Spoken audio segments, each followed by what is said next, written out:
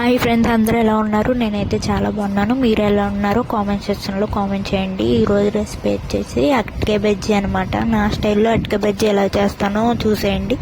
ఒక బౌల్లో శనగపిండి, వరిపిండి, అల్లం వెల్లుల్లి పేస్ట్, ఉప్పు, కారం, గరం మసాలా, వాము వేసుకుని బాగా కలుపుకోవాలి ఫ్రెండ్స్. మరీ జారుగా కాకుండా మాదిరిగా వేసుకుని అట్టికాయని అందులో డిప్ చేసి ఆయిల్ బాగా వేడయ్యాక అందులోనే వేయడం ఫ్రెండ్స్.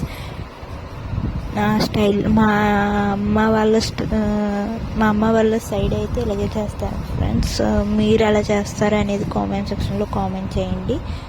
ఆయిల్ బాగా వేడెక్కాక అలా అట్టికాయ బజ్జీ వేసుకుని లో ఫ్లేమ్లో అయితే వేయించుకోవాలి ఫ్రెండ్స్. ఓకేనండి, అట్టికాయ బజ్జీ అయితే రెడీ అయిపోయింది. మీరు కూడా ట్రై చేసి ఎలా ఉందో ఏంటో అనేది కామెంట్ చేయండి. సబ్స్క్రైబ్ చేసుకోవడం మాత్రం మర్చిపోకండి ఫ్రెండ్స్. Bye friends.